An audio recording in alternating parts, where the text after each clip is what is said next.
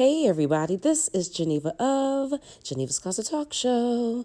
Please make sure you like and share this video and subscribe to Geneva's Closet if you haven't already done so right here on YouTube. And you can follow me on Facebook at Geneva's Closet. And you can email me at genevascloset22@gmail.com. Now, let's get into the news. I don't know how I came across this article, but when I read it, I thought it was sad.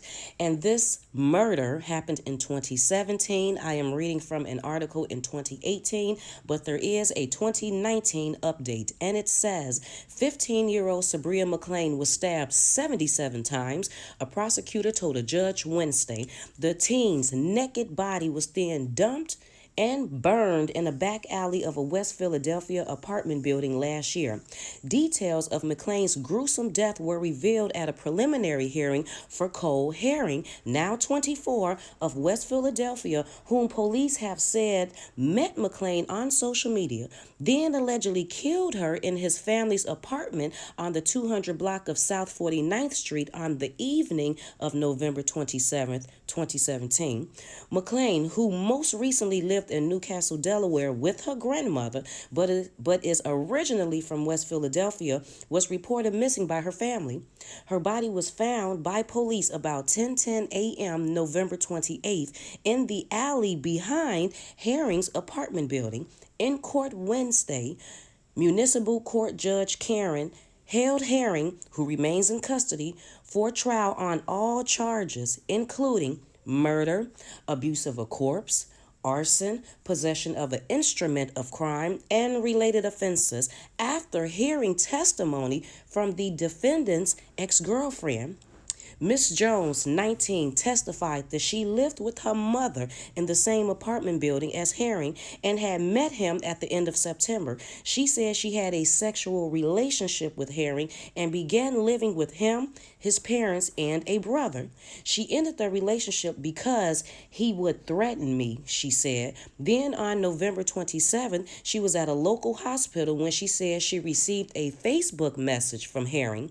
He wanted to see her, and he met her at the hospital emergency room. He told me he stabbed her, the other girl, and set her on fire, Jones testified. He said, I messed up. He told me he had killed someone. Kemp, while questioning Jones, read part of her November 28th statement to police. In it, Jones said Herring told her he stabbed McLean because I couldn't do anything to you and I was mad at you. Herring also told Jones that while they were having sex, McLean didn't want him to grab her head, so he punched her, the statement said. He then allegedly taped her hands and mouth and locked her in his bedroom. When McLean tried to flee outside via the fire escape, Herring dragged her back in and told Jones that he had stabbed McLean more than 200 times. Cole says she was screaming and crying, the statement said. Jones testified that weeks into her relationship with Herring, she got a kitchen knife and kept it in his bedroom in case she needed it for protection. She said she left the knife there when she moved out. She also testified that Herring told her that he had disposed of the girl's body by putting it in a clothesbin, then taking it outside via the fire escape. Public defenders Jeffrey and Jonathan contended through questioning and after the hearing that someone else stabbed McLean, but they did not provide evidence to show their allegation. It was not disclosed in court whether McLean met Herring on Facebook or other social media, and Kemp declined to elaborate afterwards. The victim's mother, Shauna McLean, who silently wept during the hearing, was visibly distraught afterwards. I want justice for my daughter. While calling for the defendant to be punished to the fullest extent, the teen's father, Paul, said, "We're devastated." This is an update dated for May 30th, 2019, and it says, a Philadelphia man accused of stabbing a teen girl 77 times has rejected a plea deal offered by the city's district attorney. Now his trial date has been set. The Philadelphia District Attorney's Office offered to drop first and second-degree murder charges and to have Herring plead to third-degree murder, which would possibly allow Herring to skirt a life sentence. In a formal discussion with the judge, Herring told the judge, I ain't taking it. If he had the minimum, the now 25-year-old would have served 45 years in prison. Herring is also charged with abuse of a corpse, arson, kidnapping, and risking a catastrophe. His trial is now set for March 2020 in front of Judge Sandy Bird. When I was looking up this case, it was mentioned that Sabria had ran away from home before, and you know she was killed in 2017. Just 3 years before, in 2014, at 11 years old, she had ran away from home, reportedly last seen at home, and then investigators found out that she was hiding, and she was found unharmed. So, with that being said, it just lets you know that this girl has some issues going on. There's something deeper going on. There was something deeper going on with Sabria. Now, in the article, it mentioned that she was living with her grandmother. But then her mother speaks and her father speaks to the news. So why was she not with her parents? Why was she with her grandmother? And all of this time that she was running away from home, was she doing this to her grandmother? Driving her grandmother crazy? I wonder what the deeper issues was, because it appears to me that she was promiscuous. She was promiscuous and she thought she was grown and she wanted to live a grown life. And don't you see how this ended up backfiring?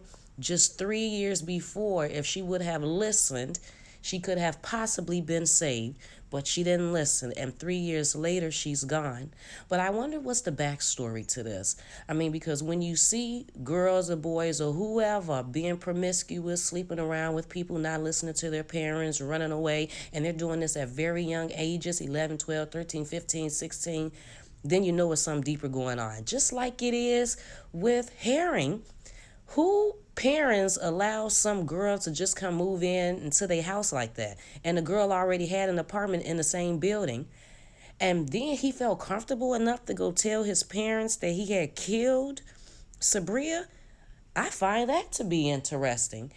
Did he think that his parents were going to be too scared to tell, so he just told them? Or do they really have this fabulous relationship? I don't know. But in the midst of my research, I seen in 2017, there was a blogger, if I'm not mistaken, her name is Kiss Denise. She had been researching this case, and she found pictures on Facebook of Herring messing around with other girls, talking to other girls, pictures of girls in the booty. So I gather what you can get from that is that he was constantly looking for sex. And then I think there is a Facebook posting with a girl mentioning that she's happy she didn't talk to him because he was trying to talk to her. But right, and she did a whole Facebook thing, so you can check that out. I absolutely gave my mom a hard time. I didn't listen. I wanted to rip around the street, hang with the bad friends. I wanted to be with boys and have boyfriends and everything. Me and my mother bumped heads a lot. I actually got along better with my dad, but then again, he was the lenient parent, so I guess that makes sense. I realized now that I was searching for something. That's what I was looking for. I was looking for a certain type of love, a certain type of acceptance that I probably didn't necessarily feel like I was getting from my mother or my father, and I was trying to find it in the street. But what I ended up finding was a whole lot of drama. That's what I found, a whole lot of drama for myself. The Most High actually spared my life because I could have been a Sabria. That could have actually happened to me, the things that I was out there doing. But he spared my life and gave me the opportunity to now be 41 years old and mature enough to realize that what I did was wrong. But let the record show, I didn't even fully realize that until I started having my own children, and my oldest, to be exact, did practically the exact same things that I did. And then that's when I realized, oh my goodness, do you realize what you took your mother through?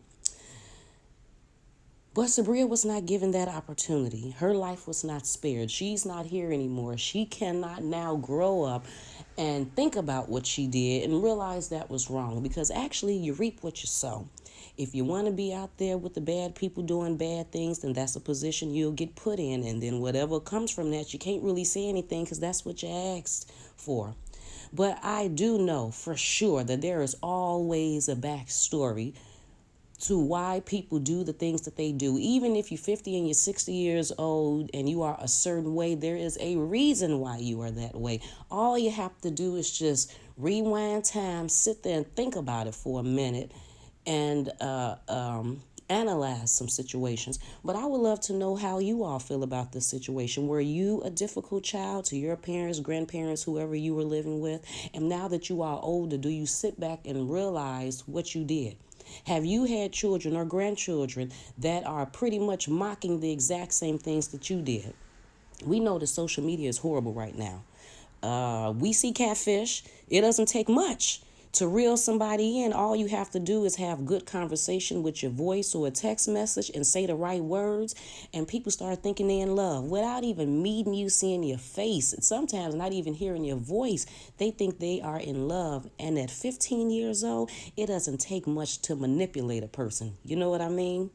And I wonder, in those last minutes or hours when she realized what was going on, that she was being mistreated and being held hostage, I wonder, did her mother or father or grandparents or anyone voice run through her head when they were telling her? Because I'm almost positive they was telling her, you need to sit down somewhere, you better stop before you end up getting killed, before you get yourself hurt, before you end up getting pregnant, before you go to jail. Because these are the things that we say, whether or not they listen. These are the things that we say to try to get them to understand you are going in the wrong direction. I wonder, did that run through her mind? And if it did, obviously it was too late. But I would love to know how you all feel about this situation. And while you are letting me know, could you please like and share this video and subscribe to Genevas Closet if you haven't already done so right here on YouTube. And you can follow me on Facebook at Genevas Closet. And you can email me at genevascloset22@gmail.com. You all have a fabulous day, and I will talk to you later. Bye.